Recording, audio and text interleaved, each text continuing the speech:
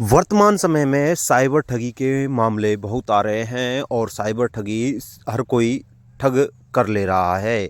जिससे साइबर ठगी के अंतर्गत लाखों रुपए अपने मोबाइल या खाते से साइबर ठग कर लेता है। साइबर ठगी से बचने के लिए लगातार पुलिस भी अलग अलग अभियान चला रही है और जानकारी दे रही है। पुलिस के एक सिपाही हैं जो आए दिन ऐसी जानकारियाँ देती हैं और मोबाइल के माध्यम से साइबर ठग से बचने का प्रयास किया जा सकता है। उनका कहना है कि मोबाइल में किसी भी प्रकार की कोई केवाईसी नहीं करवाएं और घर पर आने वाले किसी भी व्यक्ति से अपनी केवाईसी आधार कार्ड की, पैन कार्ड की या खाते की नहीं करवाएं और किसी भी योजना के अंतर्गत साइबर ठग अपने को शिकार बना लेते हैं। योजनाओं के नाम से भी केवाईसी करवाई जाती है या एक पीके फाइल को भी वायरल करते हैं और उस फाइल के माध्यम से भी साइबर ठग अपना शिकार बना लेते हैं। आज जो सबसे ज़्यादा प्रचलन में है वो साइबर ठगी है। साइबर ठगी के बहुत तरीके हैं। पहले जब एटीएम से हैंगिंग होती थी उसको हम चीज़ को समझ पाते थे, लेकिन आजकल साइबर ठगी के है कि एक डिजिटल अरेस्टिंग बहुत अच्छा चलन में आ रहा है। लेकिन डिजिटल अरेस्टिंग जैसा कोई वर्ड पुलिस के खाते में नहीं है। आपको कोई भी एसीबी का, इनकम टैक्स का ऑफिसर, किसी भी विभाग से रिलेटेड बन के अगर आपको कॉल करता है और आपसे कहता है कि हम आपको वो आपको कॉल भी डिस्कनेक्ट नहीं करने देता है, वीडियो कॉल पे वो रहता है। डिजिटल अरेस्टिंग के आपको इतना अच्छे से माइंड वॉश कर देते हैं कि फिर वो आपको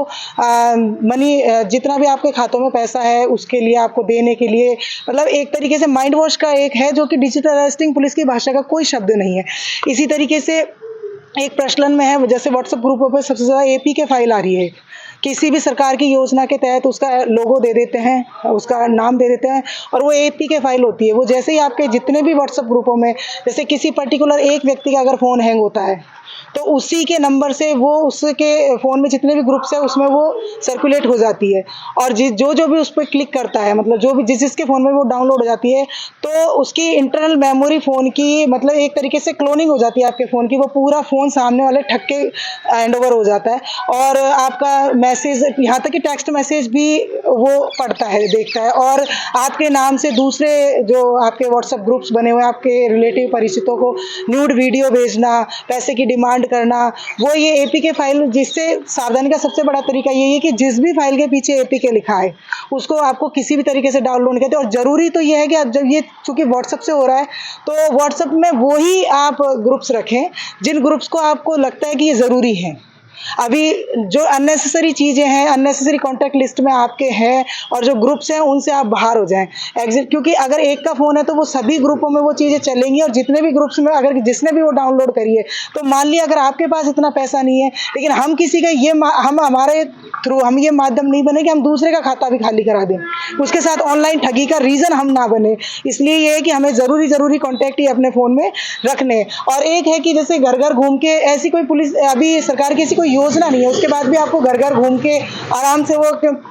बहुत अच्छा अपना ड्रेसिंग सेंस रखते हैं और गले में अपना आई कार्ड वगैरह लगा के पूरे डेकोरम के साथ आपके घर आते हैं कि या तो जैसे बिजली के बिल के नाम से केवाईसी अपडेट करा लो, आधार कार्ड के नाम से अपडेट करवा लो, किसी भी विशेष योजना या जो इस पैन कार्ड अपडेट करा लो, इस तरीके से। और अपने साथ वो पूरा डेकोरम रखते हैं, ये छोटी मशीन भी रखते हैं जिससे आपको विश्वास हो जाता है। तो ऐसी कोई योजना नहीं है, आप किसी को भी अपना जो है डाटा लीक करने के लिए नहीं देंगे कि हम ऐसा। अगर देखो हर चीज़, हर विभाग की अपने 10 किलोमीटर के एरिया में नियर बाय बैंक हो, हॉस्पिटल हो, थाने हो, चौकी हो, तो हम ज़्यादा से ज़्यादा कोशिश करें कि हम फिजिकली उस सुविधा को लेने की कोशिश करें,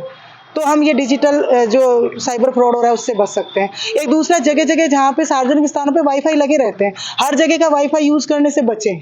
इससे क्या होता है, हमारा डाटा जो सारा डाटा एक्सेस है वो उनके फ़ोनों में चला जाता है। तो एक जगह जो रेलवे स्टेशन है, बस स्टैंड है, आजकल तो रोडवेज में भी लगने लग गए हैं चार्जिंग पॉइंट, तो इनसे बचना चाहिए कि जगह जो भी है सार्वजनिक वाईफाई को यूज़ ही नहीं करना है। दूसरा है कि ये जो खरीदने बेचने वाली ऑनलाइन साइटें हैं, ओएलएक्स वगैरह, या हम खरीद रहे हैं, बेच रहे हैं, उसमें भी सावधानी बरतनी होती है। क्योंकि ये कि मोटा पैसा देके लगभग साइटों पे अपना फर्जी जो है नंबर हेल्पलाइन के तौर पे दिए जाते हैं। गूगल पे भी जब हम किसी भी चीज़ को सर्च करते हैं, हेल्पलाइन के लिए नंबर सर्च करते हैं, तो मोस्ट ऑफ फ्रॉड के ही आते हैं।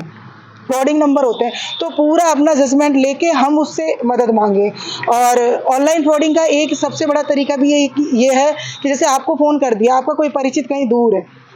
उसके नाम से कि देखो आपका परिचित को हमने सेक्स रैकेट में पकड़ा है, किसी होटल में पकड़ा है, या इसके पास मादक पदार्थ पकड़े हैं, हमने इसको अवैध गतिविधियों में पकड़ा है और आप इतना पैसा दीजिए पुलिस कार्रवाई से बचने के लिए इमीडिएट। तो क्या है, ऐसे टाइम पे थोड़ा प्रेशर फील करते हैं, पुलिस के नाम से एक्चुअल में डर लगता है, प्रेशर फील करते हैं, उस प्रेशर में हम सामने वाले को बिना जजमेंट लिए और पैसा दे देते हैं। इसका सबसे बड़ा तरीका है कि जिस भी परिचित के नाम से या जिस रिलेटिव परिवारजन के नाम से वो हमें ब्लैकमेल कर रहा है, मतलब जिसका नाम लेके वो बता रहा है, तो उस सबसे पहले उसका फ़ोन डिस्कनेक्ट करके हम उससे तुरंत कॉल करें और कॉल करने के बाद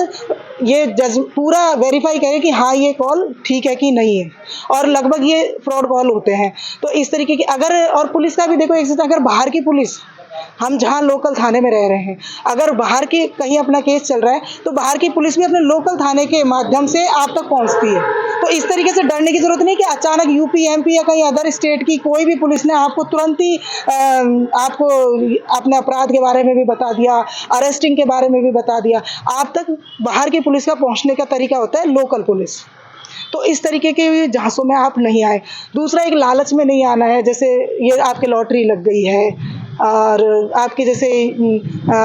आप ये साइटों पे इतने लाइक्स दो, ये क्लिक्स कर दो, ये फ़ोटो वीडियो को आप लाइक करोगे, तो वो क्या है, थोड़ी देर के लिए तो छोटा सा अमाउंट आपके खाते में भेज देते हैं, लेकिन वो बाद में आपका सारा डाटा ले लेते हैं और धीरे धीरे वो ब्लैकमेलिंग के स्टेज तक पहुंच जाते हैं। तो किसी भी प्रलोभन में मत आओ। तीसरा, जैसे भी ये फेसबुक वगैरह पे अननेसेसरी फ्रेंड रिक्वेस्ट एक्सेप्ट मत करो, जिनको आप नॉन है, जिनको जानते हो। एक शादी वाली जो डेटिंग ऐप्स हैं, इन पे भी आप अनावश्यक फ्रेंड्स मत बनाओ। इसमें क्या होता है कि वो आपको पहले महंगे गिफ्ट, पैसों का प्रलोभन देते हैं और बाद में आपके पास एक कॉल आता है कि हमें एयरपोर्ट पे पकड़ लिया, बस स्टॉप पे पकड़ लिया, ये 5,000 रुपये मांग रहे हैं, मेरे पास अभी है नहीं, आप इनको इतना भेज दो। ऐसी सूरत में क्या होता है कि हमें अंदर से लालच होता है कि लाख रुपए का सामान आ रहा है, 5,000 हम दे देते हैं और धीरे धीरे हम उस जाल में फंस जाते हैं। एक चल रहा है जैसे कि आपके पास एक वीडियो कॉल आता है, आप उसको उठाते हैं, तुरंत एक न्यूड वीडियो चलने लग जाता है और एक जो हिडन कैमरा होता है वो आपकी पूरी एक्टिविटीज़ को नोट करता रहता है और जैसे ही कॉल डिस्कनेक्ट होता है आपके पास आपका वो न्यूड वीडियो भेज दिया जाता है और फिर आपको ब्लैकमेल करते हैं कि हम इसको सोशल साइटों पे अपलोड कर देंगे, आप इतना पैसा दो। तो देखो, लालच वाले का नहीं बढ़ता है, आप कितना भी दे दो, लास्ट में हर आपको पुलिस के पास है हेल्प के लिए है। तो इस तरीके के जाल में आपको नहीं फंसना, डरना नहीं है, इसमें हो जाता है। पहली बात तो अगर अननोन नंबरों से वीडियो कॉल मत उठाओ, उठा लिया तुरंत डिस्कनेक्ट कर दो, और अगर नहीं भी किया है, पूरा वीडियो देख लिया, तो डरने की ज़रूरत नहीं है। आज तक ऐसा भी कोई केसेस ऐसे है नहीं कि उन्होंने अपलोड कर दिए हों ब्लैकमेलिंग के, क्योंकि वो उनका एक हिडन कैमरा होता है जो आपकी एक्टिविटीज़ को, वो सब कुछ एक मॉडिफाई चीज़ होती है। तो डरने की ज़रूरत नहीं है, बहुत लोगों के साथ हो चुका, तुरंत हेल्प ले, पैसा वैसा देने की ज़रूरत नहीं है। और इस तरीके से ज़्यादातर और ATM हैंगिंग वाला होता है, तो उसमें तो मेरा हिसाब से तो यही है कि जहाँ